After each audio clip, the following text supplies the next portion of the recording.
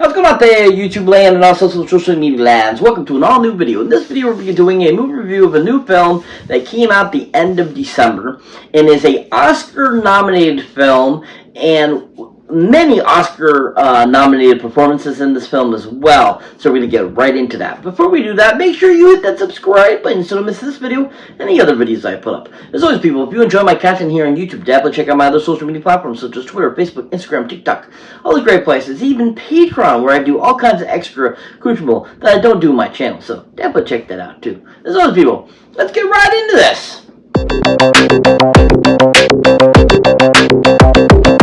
So welcome one and all to an all-new video. So like I was saying before, we're doing a movie review of a new film that just came out at the end of last month, and is a Oscar-nominated film that has garnered many Oscar noms. And then of course the film called Poor Things. Yeah, Poor Things. Yeah.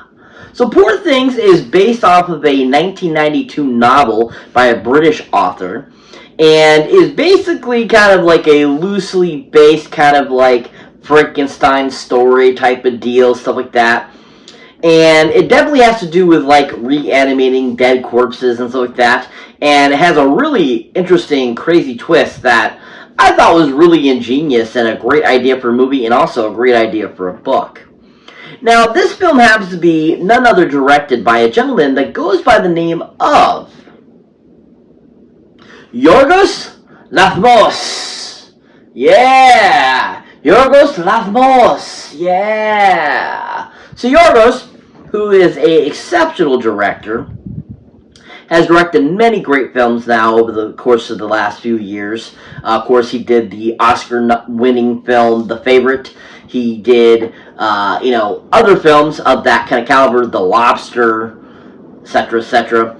And I think that Yorgos has a really great knack for directing films, and I feel that each of his films gets better and better every time he makes a new film, and they make a lot more sense, and also I feel they're just better created, from what his previous films are. Now, definitely he has, has some films that are in between other films that are better than others, but at the same time I feel that each film gets better and better, with his, adding filmography that he has, garnered from all the movies that he has directed. Now, what he did with Poor Things, I think, was amazing. I thought that it was a really great concept. I really enjoyed what he brought to it, and I like how he did something really different with it, giving us the fishbowl view throughout the film, and also starting off in black and white and then turning into color. And at the same time, I think that he took a different approach than he did with his previous films as well, and gave us a very different kind of like more modern take too as well, that was really ingeniously created. Now, if you're not a fan of Yorgos Lanthimos, or you haven't seen many of his stuff, definitely check out one of my favorites of his. And I think this film is fantastic. I think it's one of his best, top tier films, along with The Favorite. And I think that this film was just a really great kind of catalyst to really draw you into his type of filmmaking. And then, of course, the film called Killing of a Sacred Deer. Yeah! Killing of a Sacred Deer. Yeah! This is a fantastic film, really well created, great acting throughout this entire film. I mean, from Colin Farrell to Barry Keoghan, everyone that was involved in this film was so freaking awesome. And the whole concept and storyline of that film was utterly amazing and so awesome and just fantastically done. And I really enjoyed that film because I thought Barry Keoghan just did a great job of playing a really great villain. And I think Yorgos Lanthimos did a great job of giving us this really great thriller that was very eccentric, but at the same time, the story you could understand and follow very well, and you got the point of the film. And I think that this film, did a lot better job of that than the film like The Lobster or his Dogville and stuff and so forth. And I think that just this film, Killing the Sacred Deer, is probably, I think, just one of his best directed. And everything about it, the costume design, the location, the cinematography, the music, all was so well, constructed into the film, and I think Yorgos did a really good job of bringing that to life.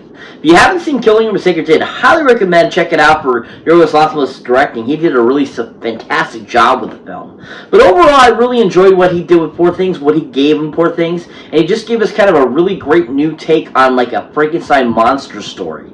And I think that he did a great job of giving us like something different, but at the same time kind of something that was similar that he could, basically create a better image of, or construct better, or kind of evolve what he was looking to kind of add on to from other stories. Really well done. If you haven't seen Poor Things yet, definitely go check it out for Yorgos Lanthimos directing. He did a really phenomenal job. So this movie has a really great cast, a lot of great people in it that were just really fantastic and really brought this film to life and gave us a really great ensemble cast that also just really made the film very enjoyable. Now, to start us off is none other than the main person herself, the main actress, the one that is kind of the Frankenstein monster creation. And that, of course, is Miss Emma Stone! Oh yeah, Emma Stone! Woo, Emma Stone, yeah! Oh, ever since she came on the scene, I have been in love with her for the longest time. I think she's absolutely gorgeous. I think she's great. I love her voice. I love everything about Emma Stone. I think she's just a really fantastic actress that really has grown from, her first outing to, this current outing. And all the Oscar nominations that she's gotten, I think, are well deserved. All the award nominations. And she was just really fantastic in this film. And I think she's just really did a great job. I mean, I feel that her performance in this is just as good as Lily Gladstone's from A Killer of the Flower Moon. And I think both of them are neck and neck for how good they were in these films and just how fun they both were too, portraying these characters and giving us these really great performances that, it's been a while since we've seen some really good actress nominations for great roles, and I think this is probably one of the best years I've seen in a long time. Now, Emma Stone you might recognize, of course, from films like Easy A. You might recognize her from a few other things over the years that she's done, The Favorite, etc. And, Emma is just, I think, a really great actress. I think that she can do comedy, I think she can do drama, I think she can do action, I think she can do pretty much anything. And I think that she does a really great job of conveying the character she's portraying. Now, if you are not very familiar with her filmography, a great movie I recommend checking out is her very first film that she was in. And really, I feel this film really set the tone of how great of an actress she was going to be. And that, of course, is a film called Superbad. Yeah! Superbad. Yeah! This is such a fantastic film.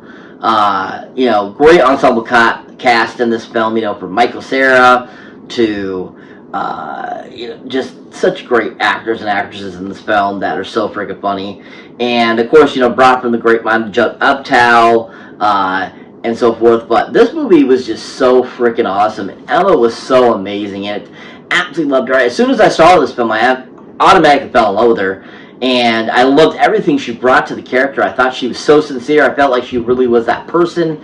I really enjoyed what she brought to the characterization, and how she really shows some great, emotions throughout this film. Even though it's more of a comedy film, she did a good job of conveying some great, just emotions and great writing and great, lines that she created and gave throughout the film, and I just really thought she did a really fantastic job. And I think that she deserves more credit for how amazing she was in this film, competing with the likes of Michael Cera and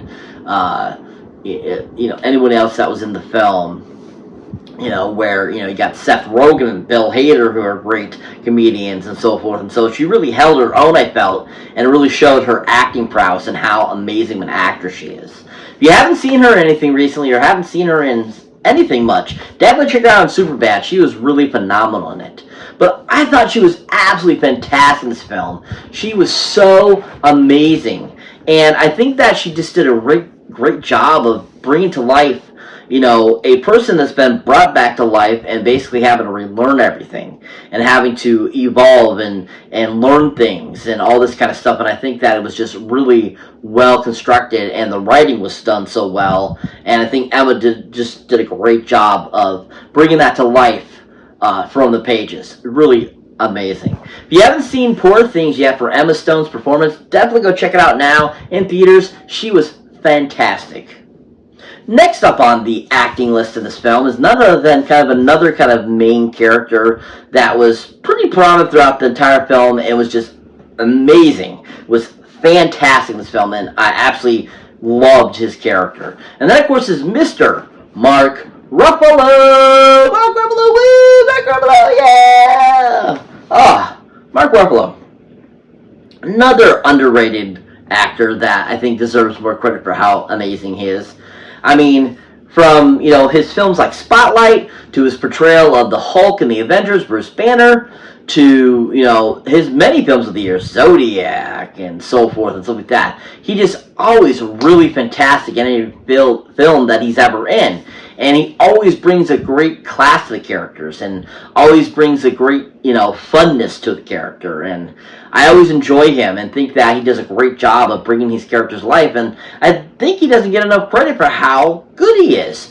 And I think that he should definitely get more recognition for a lot of the roles that he had back when he was first coming on the scene, and really get some, amazing Lifetime Achievement Award for how just fantastic of a supporting actor he has been, and even as a leading man as well, because he's that great. Now, Mark Ruffalo, he just is really cool. I can't get enough of him, and he was so fantastic in this film. I loved his portrayal of this character, this love interest of Emma Stone's character. I liked what he brought to it. I liked his ferocity as the character. I really enjoyed just his funniness that he brought to the character as well, because he was very comical, but at the same time very dramatic too as well. And it was very over the top, and it was just perfect. And there's such a great scene that he's in where he's calling out Emma Stone's name in the film, and it's totally ripping off a Streetcar Named Desire by Marlon Brando. And I think it's hilarious. Or it even might be ripping off a James Dean film too. I'm not 100% sure. But to me, it felt like either of those. Definitely either Brando or Dean yelling out "Stella" type of deal. But even though that's not, Emma Stone's character's name in the film, it's Bella. But he was fantastic in this film. Just really, really fun. And if you haven't really seen any of his filmography, I highly recommend check out a great film that came out in the late 90s, early 2000s that he was in. And I really enjoyed him. I think this is one of his best films. I think up there, the top 5 of his greatest films that he's done. And he was just so fantastic in this film. And that, of course, is the film called In the Cut. Yeah. In the Cut. Yeah. This is an absolutely fantastic premise of a movie. If you're not a huge fan of seeing Meg Ryan naked, which I don't know how many people asked to see her naked, but she's naked in this film. The rest of the film is fantastic, and Ruffalo does a fantastic job as this character in this film. And I absolutely loved what he brought to the character. I liked the whole concept. I liked what he brought to it. I liked how he delivered it. I liked everything that he did with this film, and he made the film very enjoyable and made this film so entertaining that you couldn't stop watching it, because just how great his performance was. If you haven't seen Mark Ruffalo or anything, definitely check him out In the Cut. He was really fantastic in it. But overall, I really thought he was a great addition to Poor Things. He was super fantastic. Really enjoyed him and thought he did a great performance. Definitely deserves his Oscar nom for Best Supporting Actor. He was so fantastic in this film. If you have not seen Poor Things yet, definitely go check it out for Mark Ruffalo's performance. He was really amazing. So that brings me to the final actor I like to talk about this film, and that is none other than the doctor himself that creates Bella's character in the film. And that, of course, is Mr. William Dafoe. Oh yeah, William Dafoe, woo, William Dafoe, yeah, William Dafoe. Oh, William Dafoe, another great, amazing actor. who is always on point, never gets any recognition for how good he is, and is just a freaking fantastic actor. I mean, from, his many films playing the Green Goblin, of course, in, Spider-Man 1, to his portrayal in, pretty much anything, Aquaman, anything that he's really done. He is just so freaking amazing. And he always plays his characters to the T and is always on point to give us a really great performance. Now, his portrayal in the film, I really enjoyed his take on, like, the creator of the Frankenstein monster being, like, kind of being Mr. Frankenstein himself, Dr. Frankenstein. And I enjoyed the complications he brought to his character, where he basically was he was the scientist, a person of showing how to do medical doctor things and operate and stuff like that. And I liked how he had all these different things he's created to help himself and make him live longer than he was supposed to and all this kind of stuff. And I thought that was really clever on Yorgos's part, and I think William just did a great job of bringing that to life and really portraying it very well. Now, if you haven't seen anything else William Dafoe is in, or haven't really checked out his filmography, a really great film that he was in, besides Platoon, is a great film that came out in the early 2000s, late 90s, that is just a really great action-packed film, and he plays a really great character in it. And then, of course, the film called The Boondock Saints. Yeah, The Boondock Saints. Yeah. This movie is so freaking fantastic, and I absolutely love Williams' character in this film. He was so cool as this detective that's trying to figure out who these guys are, why they're doing what they're doing, and his portrayal in the film is just really amazing and fun. And I really enjoy just that he brings a great contrast to the film by, not just being this action hero, but being this very, sophisticated minded, detective that is trying to figure these things out. And he so beautifully, brings it to life and gives us a really solid performance. That was, I think, once again, not given enough recognition for how fun it was and how good he was at it. A really great performance. If you have not seen William Dafoe anything, definitely check him out in Boondock Saints. He was really fantastic. And like I said, overall, I really enjoyed William in, Poor Things. I think he was a great choice. Thought he brought a greatness to the character. I loved the passion, the love for, his creations in the film. And I just really enjoyed him being kind of like that father figure that was just really endearing and really well, conceived and brought to life. Really fantastic performance. If you have not seen William in anything recently, go check him out on Poor Things now in theaters. He was fantastic. Just a couple honorable mentions in this film was also in the film were Jared Carmichael, and also Rami Youssef, who was really good in the film too. Both of them were really fantastic in this film as well. I thought they were great additions to this film as well. But besides that, basically what the film is about is the story is about this character named Bella, who is brought back to life and basically has to learn about life again through experiences. And as she's trying to relearn how to talk and relearn how to walk, she's doing it extremely fast and basically decides to go on an adventure and learn about the world, even though she's been cooped up after being resurrected, basically. And it's kind of about her life and where it leads and, how she comes to terms with finding out who she really is and, what happened to her. It's a really beautiful story, really greatly, conceptualized from the actual book itself. This film definitely deserves every Oscar nom it got, every award nominations got. It's just a really fun film, and I really enjoyed it. And I think that there's a lot of funness to this, and I think that there's a lot of great potential, for, down the road, maybe even bringing the story back to life again eventually, maybe, and, expounding on it and giving us a really kind of, more about Bella's story. And overall, I just thought that it was a really well done film and really enjoyable. Giant 10 Goldie movie boxes up on this bad boy, worth a watch. Definitely, looking forward to adding to the collection eventually, and adding that to my Yorgos Lanthimos collection. And he just, did a fantastic job with this film. Really fun.